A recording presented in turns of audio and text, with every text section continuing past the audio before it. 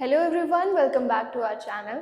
तो आज हम स्टार्ट करने जा रहे हैं about animal tissues and this is the second part of the chapter. अगर आपने इससे पहले वाला वीडियो नहीं देखा है जिसमें हमने प्लांट टिश्यूज को कवर किया था, then do watch that also.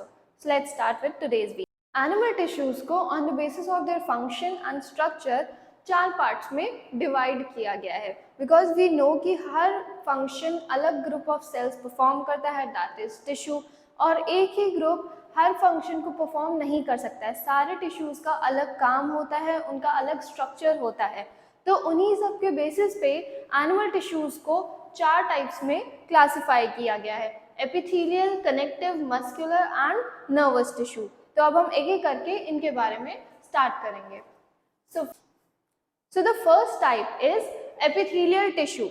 In simple words, ये हर ऑर्गन को कवर करता है और उसे प्रोटेक्ट करता है। ठीक है, हर ऑर्गन के ऊपर एक लाइनिंग होती है एपिथेलियल टिश्यू की। ठीक है, वो उस ऑर्गन को प्रोटेक्ट करता है और उसे कवर भी करता है, जिससे वो दूसरे ऑर्गन से सेपरेट हो सके। ठीक है, an epithelial tissue is composed of one or more layer of cells covering and protecting the external surface and the internal body organ। ठीक है, ये एक या एक से ज़्यादा लेयर्स होती हैं इसमें सेल्स की, और ये ऑर्गन्स को प्रोटेक्ट करता है और कवर करता है। Skin, lining of blood vessels, mouth, buccal cavity, pharynx, oesophagus, stomach, lungs and alveoli are lined by epithelial tissues। ये सारी चीज़ों पे एपिथेलियल टिश्यू की कवरिंग होती है। ठीक है, these are the examples where epithelial tissue is found। ठीक है, इन सारी जगह पे एपिथेलियल टिश्यू की लाइनिंग होती है। देन इसकी कैरेक्टरिस्टिक्स को देखते हैं। अब देखिए, cells are very tightly packed. Cells कैसे हैं? बहुत ही टाइटली पैक्ड हैं। अब टाइटली पैक्ड हैं तो हमने ऐसा पिछले वीडियो में भी पढ़ा था, अगर सेल्स टाइटली पैक्ड होंगे तो उनके बीच में इंटरसेलुलर स्पेसेस नहीं होंगी। Okay, and they form continuous sheets. ठीक है, वो कंटिन्यूअस शीट्स फॉर्म करते हैं, मतलब उनकी कई सारी लेयर्स होती हैं। And the thing is the cells are tightly packed means no intercellular spaces between the cells. Cells are cemented together by a small amount of viscous cementing substance formed of glycoproteins। अब देखिए, sales की lining है। ठीक है, lining है sales की, वो layers में है। अब सेल्स एक दूसरे से भी तो अटैच्ड होंगे, तो इनको अटैच करने का काम एक सीमेंटिंग सब्सटेंस करता है। ठीक है, और वो सब्सटेंस ग्लाइकोप्रोटीन से बना होता है। Okay, so this is an important term. वो जो सब्सटेंस सेल को एक साथ जोड़ के रखता है वो ग्लाइकोप्रोटीन से बना होता है। Cells of the lowermost layer rest on non-cellular gelatinous basement membrane with collagen fibers which separates it from the underlying connective tissue। अब जो लास्ट लेयर होगी सेल्स की, वो एक बेसमेंट मेम्ब्रेन पे लाई करेगी। ठीक है, मतलब लेयर्स हैं सेल्स की। ठीक है, देखिए ऐसे सेल्स की लेयर्स है सारी। अब जो लास्ट लेयर होगी वो एक बेसमेंट मेम्ब्रेन पे लाई करेगी। ठीक है, मान लो ये है बेसमेंट मेम्ब्रेन, और ये मेम्ब्रेन इन सेल्स को नीचे वाले कनेक्टिव टिश्यू से सेपरेट करती है। यहाँ पे एक और चीज है, देखिए एपिथेलियल टिश्यू के बाद कौन सा टिश्यू आएगा? हमारा कनेक्टिव टिश्यू। ठीक है, उसके नीचे हमारा कनेक्टिव टिश्यू होगा, और ये जो बेसमेंट मेम्ब्रेन है, ठीक है, ये एपिथेलियल टिश्यू को कनेक्टिव टिश्यू से सेपरेट करती है।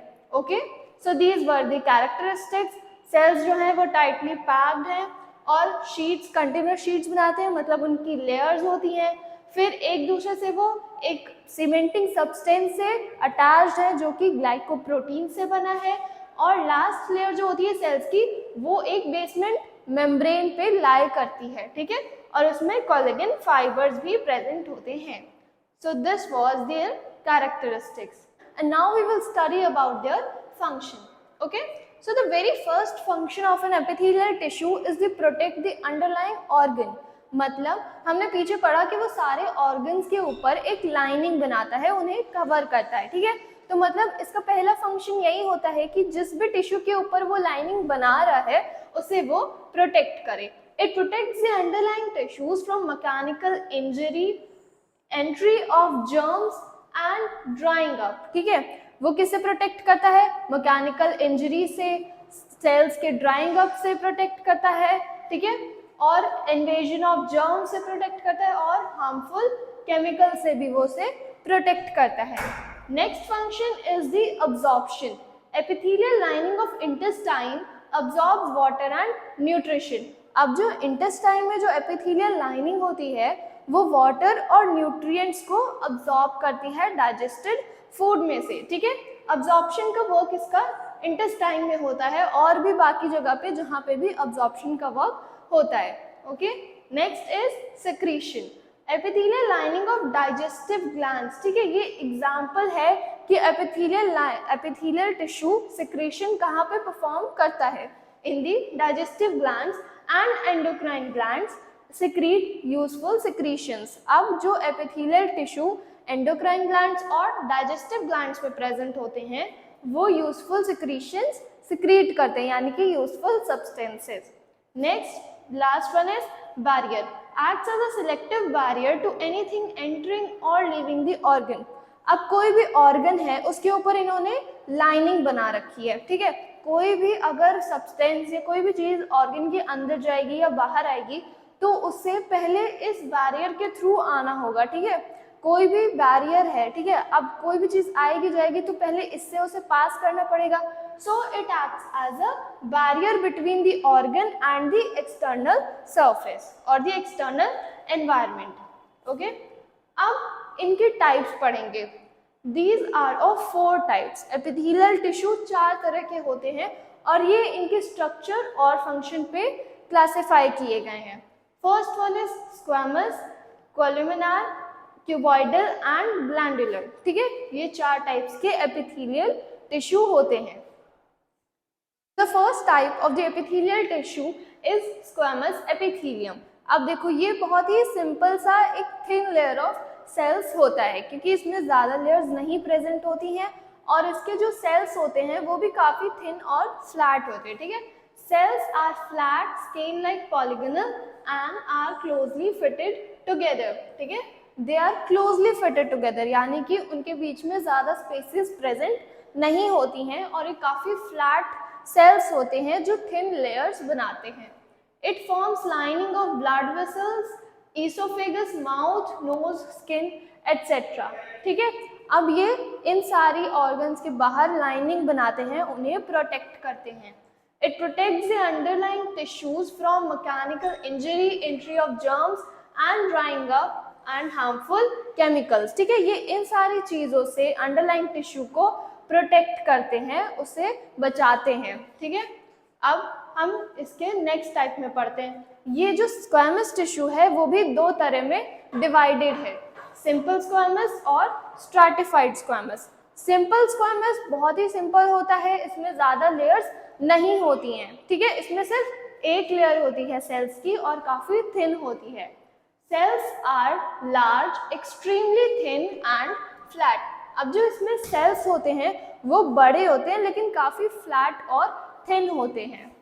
Example lining of blood vessels, lung, alveoli, oesophagus and the lining of mouth and चीक। अब देखो ये वो जगह है जहाँ पे ज़्यादा प्रोटेक्शन, मतलब ज़रूरी नहीं कि बहुत सारी लेयर्स ही हों, यहाँ पे सिंगल लेयर्स और काफ़ी थिन लेयर्स होती हैं एपिथेलियल टिश्यू की, ठीक है, स्क्वैमस एपिथेलियम की यहाँ पे। और क्या इनका फंक्शन होता है? Transport of substances through selectively permeable membrane. तो सिंपल स्क्वैमस में काफ़ी थिन और फ्लैट लाइनिंग होती है, सेल्स काफ़ी लार्ज होते हैं, इनका फंक्शन होता है ट्रांसपोर्ट करना और इनके ये एग्जाम्पल हैं, ये सारे इनके एग्जाम्पल हैं, ये कहाँ पे प्रेजेंट होता है इस टाइप का टिश्यू। अब आप इस डायग्राम में भी देख सकते हैं जो सेल्स हैं ये काफ़ी लार्ज हैं, ठीक है, लेकिन जो इनकी आप देख सकते हैं जो ये है काफ़ी ये थिन है, काफ़ी फ्लैट सेल्स हैं और इनकी एक सिंगल लेयर है, ठीक है। अब जो हमारा नेक्स्ट टाइप है स्ट्रैटिफाइड स्क्वैमस, यहाँ पे काफ़ी सारी लेयर्स होती हैं, ठीक है। This is the structure of the stratified squamous and you can see that there are many layers of the cells. यहाँ पे सेल्स की काफ़ी सारी लेयर्स प्रेजेंट होती हैं। Cells are arranged in a pattern of layers, ठीक है। Sales कैसे होते हैं? लेयर्स में अरेंज्ड होते हैं outer protecting covering of all the body surface. देखो बॉडी सरफेस की जो पूरी कवरिंग होती है, यानी कि हमारी जो स्किन होती है और भी जो कवरिंग्स होती हैं वो स्ट्रैटिफाइड स्क्वैमस एपिथेलियम की बनी होती हैं, ठीक है, और ये प्रोटेक्ट करती हैं अंडरलाइंग टिश्यू को। और इसका एग्जाम्पल होता है, best example is the skin, ठीक है। स्किन में ये स्ट्रैटिफाइड स्क्वैमस प्रेजेंट होता है और ये इसको प्रोटेक्ट करता है from any wear and tear, ठीक है, ये स्किन को फटने से प्रोटेक्ट करता है। अगर यहाँ पे सिंपल स्क्वैमस होगा, ठीक है, स्किन में, तो कुछ भी कट होगा या कुछ भी होगा तो वो बहुत ज़्यादा एकदम अंदर जो भी हमारे बाकी टिश्यूज होंगे वो विजिबल होने लगेंगे। इसीलिए यहाँ पे हमारा स्ट्रैटिफाइड स्क्वैमस होता है जिसमें यहाँ पे काफ़ी सारी लेयर्स ऑफ सेल्स प्रेजेंट होती हैं, ठीक है। इससे ज़्यादा डैमेज और इंजरी से ये बचाता है स्किन को। Okay, next we will study about the columnar epithelium. अब कोलुमिनार हमें समझ में आ रहा है, something like pillar type and all, okay. ये इनका स्ट्रक्चर भी पिलर जैसा ही होता है। कोलुमिनार मीन्स पिलर लाइक, ठीक है, इसका मतलब होता है पिलर जैसा। तो सेल्स भी इनके पिलर लाइक सिलेंड्रिकल होते हैं जो साइड बाय साइड एक दूसरे के प्रेजेंट होते हैं, ठीक है। दे appear polygonal in surface view. अब सरफेस व्यू मतलब अगर आप टॉप से देखोगे ने तो वो पॉलीगोनल शेप में दिखेंगे, लेकिन अगर आप साइड से देखोगे then they are much taller than they are wide. जितने वो वाइड हैं उससे ज़्यादा वो कहीं टॉल होते हैं, इसीलिए they are called columnar epithelium. Okay, and the basal part of the cell bears oval nuclei. अब जो बेसल पार्ट होता है, ठीक है, जैसे ये अगर कोलुमिनार एपिथेलियम का सेल है तो ये जो बेस पार्ट है ये ओवल न्यूक्लाई बेयर करता है, मतलब यहाँ पे ओवल न्यूक्लाई प्रेजेंट होता है सेल के बेसल पार्ट में, मतलब बेस में।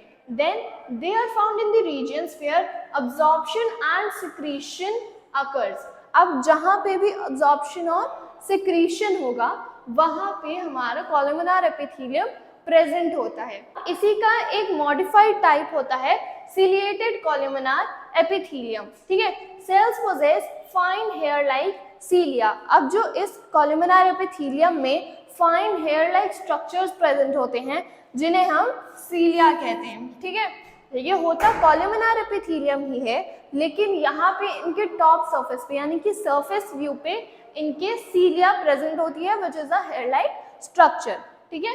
It is found in the inner lining of trachea, lungs, respiratory system and buccal chambers. अब ये respiratory tract, buccal chambers, trachea, lungs, इन सारी जगह पे सीलिएटेड कोलुमिनार एपिथेलियम प्रेजेंट होता है, ठीक है।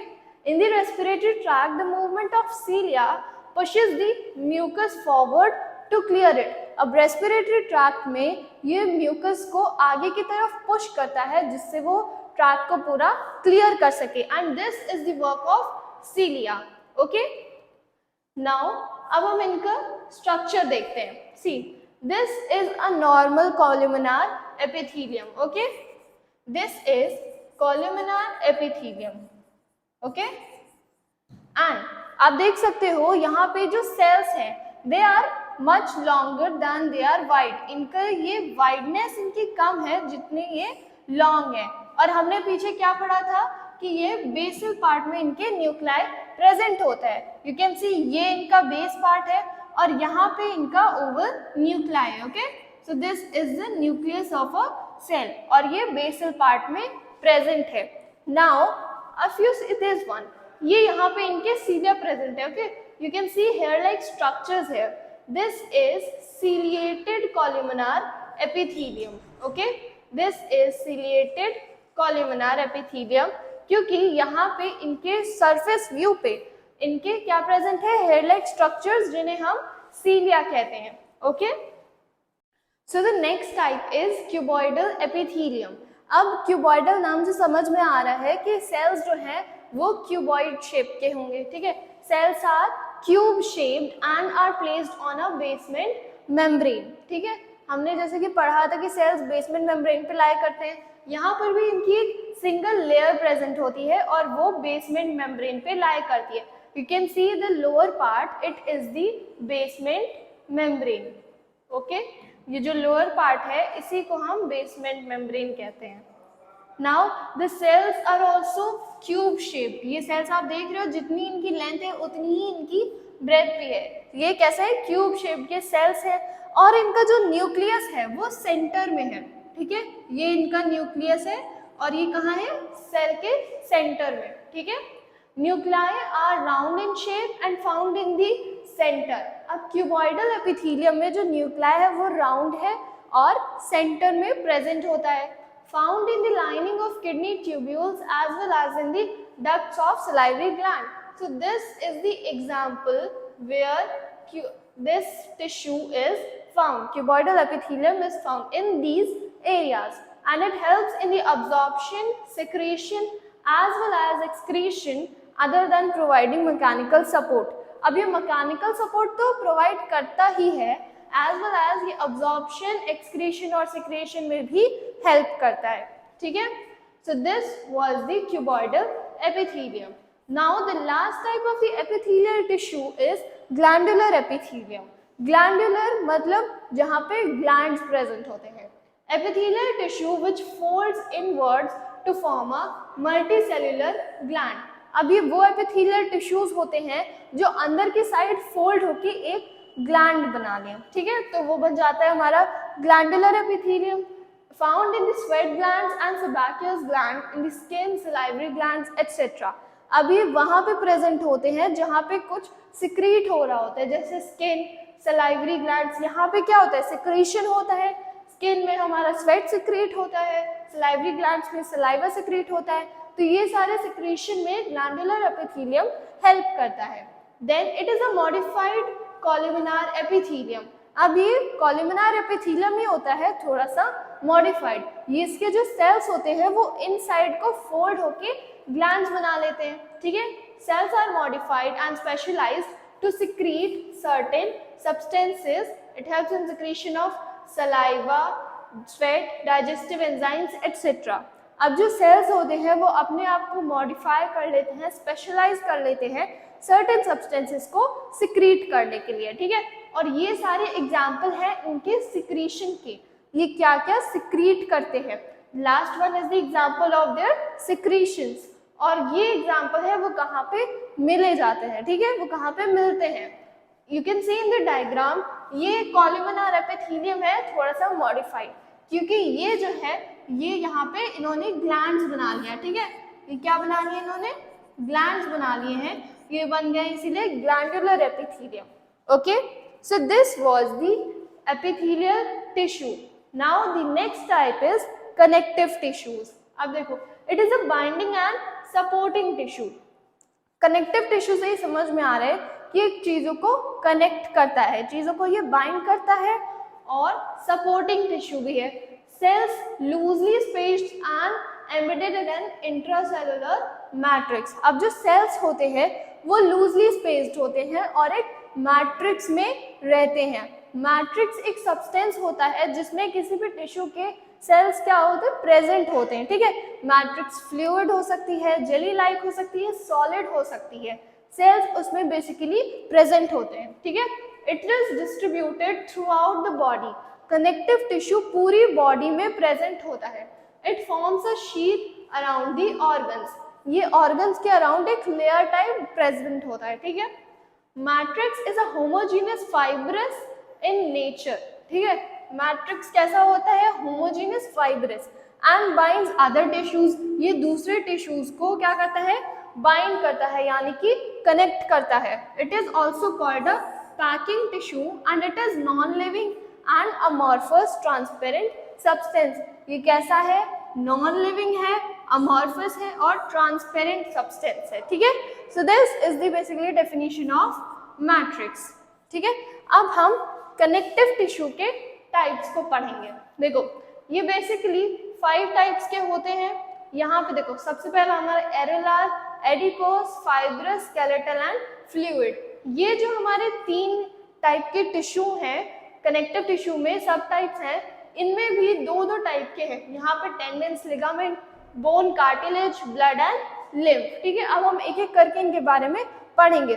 उससे पहले एक और चीज है, connective tissue proper. What is this? See, fibrous connective tissues, areolar and adipose tissues are together called connective tissue proper. ठीक है, ये जो तीन है इन टिश्यूज को साथ में यानी कि टुगेदर हम क्या कहते हैं? Connective tissue proper.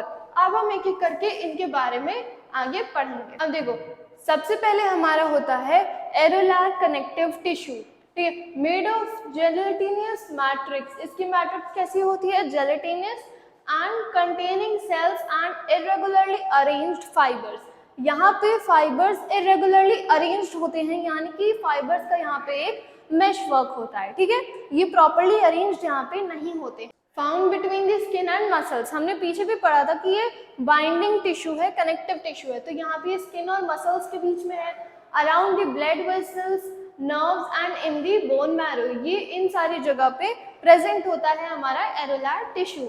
अब इसका काम होता है सपोर्ट और स्ट्रेंथ करना इंटरनल ऑर्गन्स को, और ये रिपेयर ऑफ टिश्यू में भी मदद करता है, यानी कि टिश्यूज को ये रिपेयर भी करता है और इंटरनल ऑर्गन्स को सपोर्ट और स्ट्रेंथन करता है. Its cells are called fibroblasts और फाइब्रोसाइट्स. अब जो एरोलार टिश्यू के सेल्स होते हैं उन्हें हम या तो फाइब्रोसाइट्स भी कहते हैं और फाइब्रोब्लास्ट भी कहते हैं. Okay, so here this is the structure of the areolar tissue. ठीक है, यहाँ पे ये जो है ये है आपका इसका सेल. ठीक है, ये क्या है आपका?